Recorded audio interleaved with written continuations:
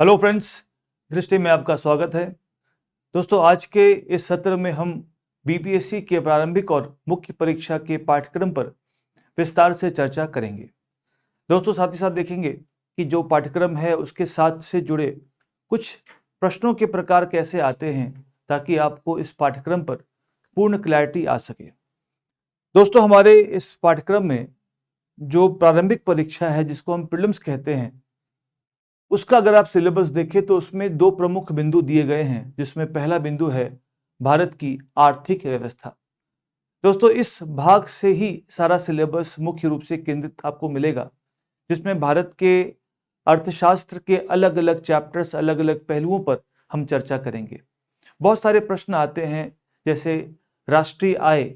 या प्रति व्यक्ति आय में बिहार के कौन से जिले सबसे पिछड़े हैं। तो ऐसे प्रश्नों को सॉल्व करने के लिए पहले हमें जानना होगा कि राष्ट्रीय आय का क्या कंसेप्ट है और प्रति व्यक्ति आय कैसे निकाली जाती है। बहुत सारे प्रश्न आते हैं कि वित्तीय समावेश के लिए किस कमेटी का गठन किया गया था। तो यहाँ पर हमें जानना होगा कि वित्तीय समावेश किसे कहते हैं, या भारत में बैंकिंग सुधार किस कमेटी की सिफारिश पे किया गया था। तो दोस्तों, इस पूरे पार्ट में दरअसल हमने अपने पूरे सिलेबस को अलग अलग अध्यायों में बांट रखा है, जिसके माध्यम से हम इस बिंदु को विस्तार से कवर करेंगे। तो दोस्तों, यहां पर हम क्या करेंगे, दरअसल हमारी चर्चा शुरू होगी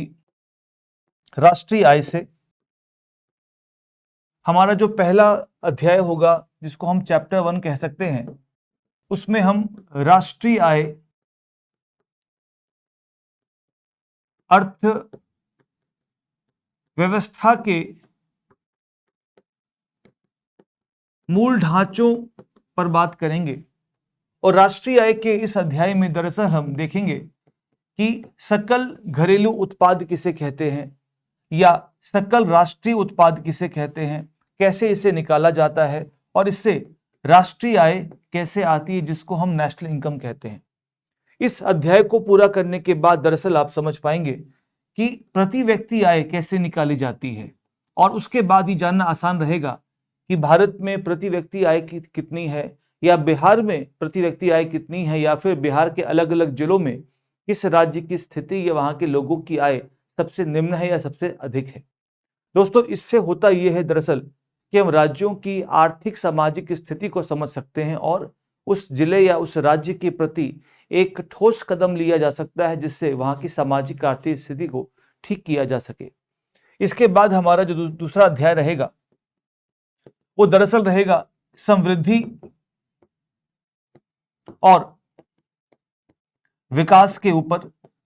दोस्तों, यहां पर दरअसल बात होती है ग्रोथ और डेवलपमेंट की। समृद्धि किसे कहते हैं, विकास किसे कहते हैं, संपोषणीय विकास किसे कहते हैं, क्योंकि काफी ऐसे प्रश्न हैं जो इसमें आ चुके हैं। एक प्रश्न मेंस में आया था कि मानव विकास सूचकांक कैसे ज्ञात किया जाता है। तो यहाँ पर दरअसल मानव विकास सूचकांक को कैसे ज्ञात किया जाता है, कौन उसको निकालता है, भारत का सूचकांक कितना है, अन्य देशों की तुलना में हमारी रैंकिंग कितनी है, ये सारी बातें दोस्तों इस पूरे अध्याय में कवर की जाएगी। साथ ही साथ विकास के बहुत सारे पैमाने हैं, जैसे आप देखें बहुआयामी गरीबी सूचकांक। अभी नीति आयोग ने एक रिपोर्ट निकाली, जिसमें बिहार के जनसंख्या या बिहार के अंदर बहुआयामी गरीबी सूचकांक का जो आंकड़ा है काफी पिछड़ा है। मतलब बिहार में एक बड़ी संख्या बहुआयामी गरीबी रेखा से नीचे रहती है। तो बहुआयामी गरीबी क्या है, ये सामान्य गरीबी से कैसे भिन्न है, लोगों की प्रति व्यक्ति आय से कैसे विकास होता है, इन सभी पहलुओं पर विस्तार से पीटी और मुख्य परीक्षा के संदर्भ में इस अध्याय पर चर्चा की जाएगी। दोस्तों, इसके बाद जो हमारा तीसरा अध्याय रहेगा, वो दरअसल रहेगा राजकोषीय नीति की। दोस्तों, इस राजकोषीय नीति के अध्याय में दरअसल बात होती है केंद्रीय बजट की। बजट में विभिन्न प्रकार के जो घाटे हैं, उनकी घाटे होते क्यों हैं, घाटों के निवारण के लिए केंद्र द्वारा क्या प्रयास किए गए हैं, और साथ ही साथ यहाँ पर विस्तार से बात होती है कि बिहार का जो पूरा बजट है उसका डेटा क्या है, उसके आंकड़े क्या है, बिहार के बजट में घाटा है या प्राप्ति है या अधिशेष है,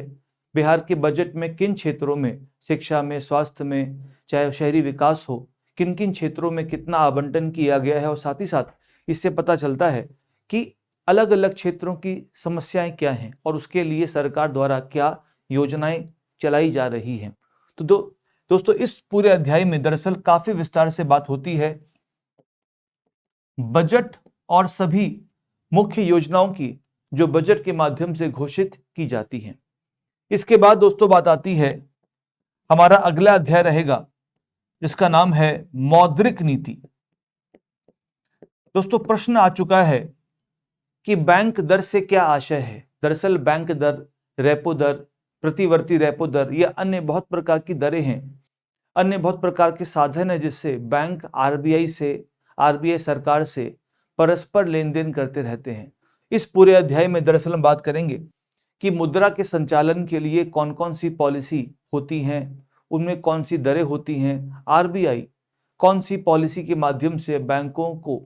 पूंजी की उपलब्धता, ऋण को उपलब्ध कराता है, उन दरों के बढ़ने घटने से महंगाई पर क्या असर पड़ता है। इसीलिए इसके बाद, इन दरों को समझने के बाद, हमारा अगला जो अध्याय रहेगा वो दरअसल मुद्रास्फीति पर रहेगा। इस मुद्रास्फीति में दोस्तों दरअसल हम बात करते हैं, प्रश्न आ चुके हैं कि मुद्रास्फीति के मुख्य कारण क्या हैं, और एक प्रश्न और है कि बिहार की अर्थव्यवस्था में जो मुद्रास्फीति है उसके मुख्य कारण क्या है। एक कारण तो पूरे देश के स्तर पे होता है कि पूरे देश में मुद्रास्फीति या महंगाई क्यों है, किंतु कुछ कारण स्थानीय होते हैं, कुछ कारण राज्य के आसपास मंडराते हैं। इसीलिए यहाँ पर दोनों बातों पे चर्चा होती है कि मुद्रास्फीति के क्या कारण हैं और उन मुद्रास्फीति से निपटने के लिए केंद्र के द्वारा, राज्य के द्वारा कृषि में, उद्योग में, विनिर्माण में, मतलब मैन्युफैक्चरिंग में कौन कौन से प्रयास किए जा रहे हैं। दोस्तों साथ ही साथ इस मौद्रिक नीति का सीधा संबंध होता है मुद्रास्फीति के साथ में। तो हमारी चर्चा में हम ये देखेंगे कि मौद्रिक नीति या आरबीआई की नीति किस प्रकार से मुद्रास्फीति को प्रभावित करती है, उसे कम करती है, बढ़ाती है, और कोविड के समय, खासकर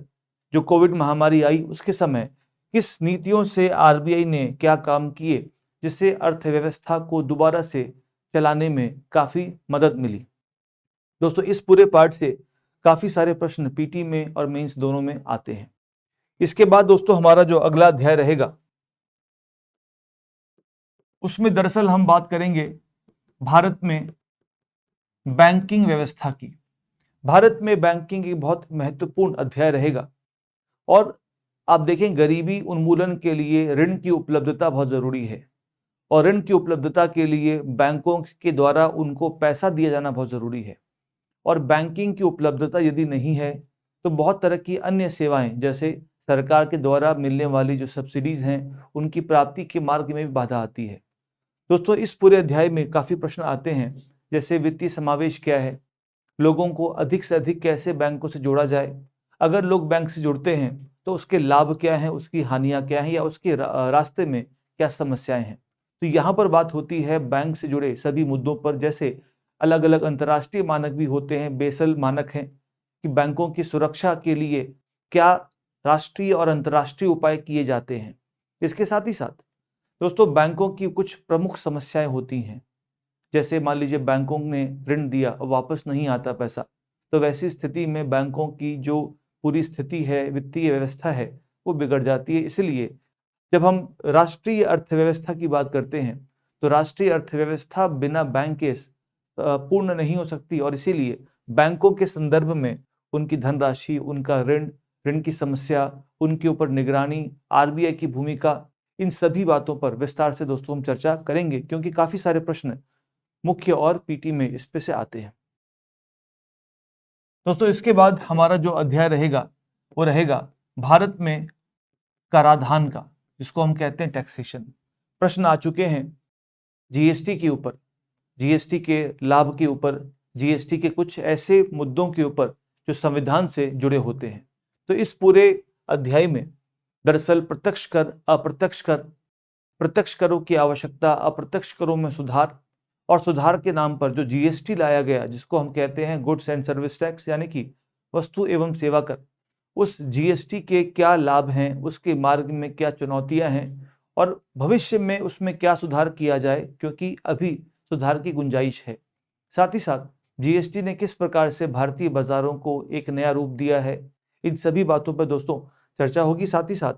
कुछ ऐसे भी छोटे मोटे पॉइंट्स होते हैं, जैसे संवैधानिक इसके कौन सा बैकग्राउंड है, तो जीएसटी काउंसिल क्या है, जीएसटी परिषद क्या है, उसके कितने सदस्य हैं, उनमें कोई भी निर्णय कितने बहुमत से पास होता है, इन सारी बातों पर प्रारंभिक परीक्षा में प्रश्न आ जाते हैं। इसीलिए इस अध्याय को भी दोस्तों बहुत विस्तार से हम कवर करेंगे। इसके बाद हमारे पास जो अगला अध्याय रहेगा, जिसमें हम अंतर्राष्ट्रीय या भारत के विदेशी व्यापार और लेन देन पर चर्चा करेंगे। दोस्तों यहाँ पर दरअसल भारत के क्या निर्यात हैं, भारत में क्या आयात है, और सबसे बड़ी बात कि बिहार से निर्यात का क्या स्कोप है, कौन सी वस्तुएं हैं, कृषि की वस्तुएं हैं या अन्य वस्तुएं हैं जिनका निर्यात बिहार से किया जा सकता है, क्योंकि इससे राज्य को धन मिलेगा, राज्य के युवाओं को रोजगार मिलेगा, राज्य की जो जीडीपी है, जो जीएसडीपी है, ग्रॉस स्टेट डोमेस्टिक प्रोडक्ट, उसमें वृद्धि होगी। इसीलिए इस पूरे पार्ट में दरअसल हम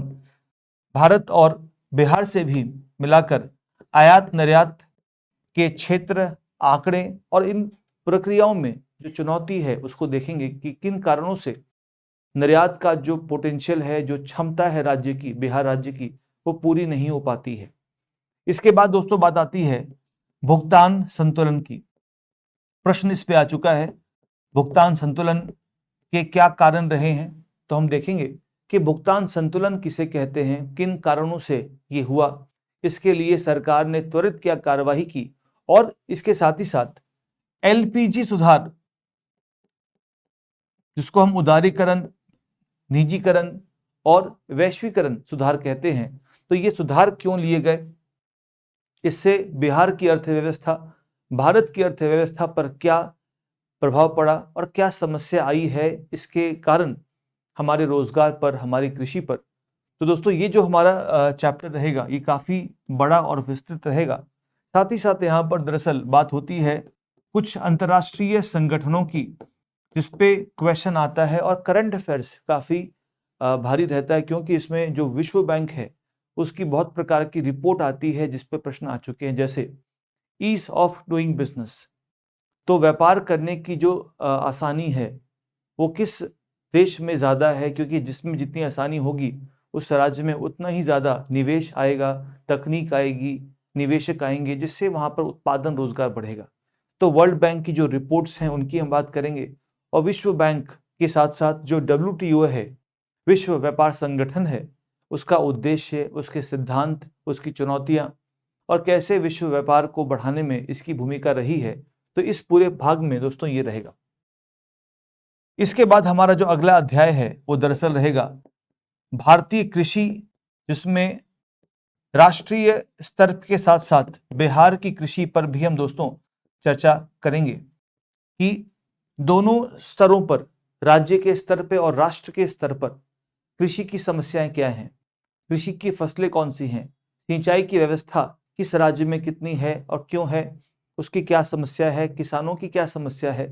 किसानों के जो बिल लाए गए थे उनसे उन राज्यों के किसानों पर क्या प्रभाव पड़ता, या फिर इन राज्यों के जो विपणन है, जो मार्केटिंग कमिटीज एक्ट है, इनसे क्या प्रभाव पड़ेगा। तो दोस्तों यहाँ पर दरअसल क्या होगा कि भारत और बिहार दोनों स्तरों पर हम दरअसल कृषि को देखेंगे, कृषि के आंकड़े देखेंगे, और इसी के साथ में हमारा जो अगला अध्याय रहेगा वो रहेगा दरअसल उद्योगों पर और सेवा पर। तो उद्योग और सेवा एक ऐसा पार्ट है जिससे बहुत अच्छे प्रश्न बनते हैं। क्या उद्योगों की समस्या है, औद्योगिक समस्या भारत में क्या है, या इंफ्रास्ट्रक्चर की समस्या क्या है, सेवा का बिहार में क्या स्कोप है, बिहार में कहां पर आईटी हब है। इन सभी क्षेत्रों से दोस्तों पीटी और मेंस दोनों में आपको प्रश्न देखने को मिलेंगे। इसके बाद हमारा अध्याय रहेगा भारत में नियोजन के ऊपर, कि भारत में नियोजन का इतिहास क्या रहा, योजना आयोग ने क्या काम किया, उसके बाद नीति आयोग ने वो क्या काम कर रहे हैं, और इससे भारत के ऊपर, भारत में कहां कहां पर योजनाबद्ध तरीके से बांध का निर्माण किया गया या अन्य वैसा इंफ्रास्ट्रक्चर बनाया गया जिससे बिहार की अर्थव्यवस्था को अच्छा खासा बल मिले। तो दोस्तों नियोजन के पार्ट में योजना आयोग से लेकर सभी पंचवर्षीय योजनाओं के साथ हम दरअसल नीति आयोग तक की चर्चा करेंगे। और इसके साथ ही साथ अंत में जो अन्य, जैसे आप देखें, एक प्रमुख हमारा अध्याय रहेगा गरीबी का और बेरोजगारी का। तो यहाँ पर हम बिहार में काफ़ी निर्धनता है, उसके कारण देखेंगे और देखेंगे क्यों नियोजन के इतने वर्षों के बाद भी भारत में निर्धनता या बिहार में भी निर्धनता क्यों बनी हुई है, किन कारणों से निर्धनता में कमी आएगी या किस प्रकार से बिहार के युवाओं को रोजगार दिया जाए। तो इन सभी बातों पर चर्चा होगी, इस बात के साथ में कि निर्धनता का मापन कैसे होता है, बीपीएल किसे कहते हैं, उनके लिए सरकार के द्वारा, राज्य और केंद्र दोनों के द्वारा क्या योजनाएं चलाई जा रही हैं, इन सभी बातों पर, गरीबी और बेरोजगारी के पाठ पर चर्चा की जाएगी। दोस्तों, इसके बाद दरअसल बात आती है हमारे एक ऐसे डिस्कशन की जहां पर एक करंट अफेयर्स का डिस्कशन रहेगा। लगभग सभी अध्याय जो हमने देखे, उन अध्यायों से जो भी जुड़े हुए प्रश्न आते हैं, मान लीजिए बहुत बार ऐसा आता है कि कृषि और उद्योग से जुड़ के प्रश्न आ सकते हैं कि कृषि का उत्पाद अल्टीमेटली उद्योगों के कच्चे माल के रूप में इस्तेमाल होता है। कृषि के उत्पाद की समस्या दरअसल उद्योगों के उत्पादों को प्रभावित करती है और इसीलिए यहाँ पर दोस्तों आप देखिए हमारे सिलेबस का जो पहला बिंदु है, जो भारत की अर्थव्यवस्था है या आर्थिक व्यवस्था है, इसके भाग में लगभग हम सभी अध्यायों पर एक विस्तृत चर्चा करेंगे, जिसमें राजकोषीय नीति, मौद्रिक नीति, भारत का स्टॉक मार्केट, उससे भी क्या प्रभाव पड़ सकता है, आईपीओ क्या है और नवीन जो परिवर्तन हो रहे हैं। क्योंकि यहाँ पर आप देखें आज़ादी के बाद बिहार की अर्थव्यवस्था में प्रमुख परिवर्तनों पर भी हमें चर्चा करनी है कि अल्टीमेटली आज़ादी के बाद किन किन तरीकों से भूमि सुधार किए गए और कैसे जमींदारी सिस्टम हटने के बाद बिहार के किसानों में या बिहार के भूमिहीन किसानों को भूमि दी गई ताकि वो भी समाज के आर्थिक और सामाजिक लाभ का पूरा फायदा ले सकें। और इसीलिए आज़ादी के बाद बिहार की अर्थव्यवस्था के प्रमुख परिवर्तन पे हम विस्तार से चर्चा करेंगे जब हम कृषि और भूमि सुधार की बात करेंगे। इसके बाद दोस्तों आप देखें कि भारत की आर्थिक व्यवस्था के अंतर्गत सामुदायिक विकास और भारतीय योजना, जैसा मैंने कहा आपसे कि हम भारत की योजना और बिहार की योजना का एक विश्लेषण करेंगे कि पंचवर्षीय योजनाएं जो बनी इतने सालों से, उनके क्या लाभ रहे, उनमें क्या चूक हुई, 12 योजनाओं में कहां कहां पर हमने सफलता प्राप्त की और उन योजनाओं से भारत की आज स्थिति क्या है और साथ ही साथ नीति आयोग आगे इसको कैसे लेके जाएगा। दोस्तों, इसके बाद ये रहेगा हमारा प्रारंभिक परीक्षा का पाठ्यक्रम। यदि आप मुख्य परीक्षा का पाठ्यक्रम देखें तो मुख्य परीक्षा का जो पाठ्यक्रम है उसमें ये दर्शित है कि भारतीय अर्थव्यवस्था से संबंधित खंड में भारत की योजना से संबंधित प्रश्न पूछे जाएंगे। इसका मतलब ये हुआ कि लगभग भारत की अर्थव्यवस्था से जुड़े सभी प्रश्नों पर चर्चा हो सकती है। इसका मतलब ये भी हुआ, जैसा हमने कहा कि यहाँ पर दोस्तों क्या होगा, जैसे हमने प्रश्न चैप्टर्स देखे तो कृषि के साथ जुड़े मुद्दे, उद्योगों के साथ जुड़े मुद्दे, सेवा के साथ जुड़े मुद्दे, या कैसे भारतीय अर्थव्यवस्था में हरित क्रांति के आने से जहां एक और पश्चिमी क्षेत्र में, पश्चिमी भारत में समृद्धि आई, तो भारत या बिहार या अन्य भागों में जो पूर्वी भाग आते हैं उनमें समृद्धि क्यों नहीं आई। तो यहाँ पर जो हमारी योजना बनी, जिसमें हम कहते हैं हमने पंचवर्षीय योजना बनाई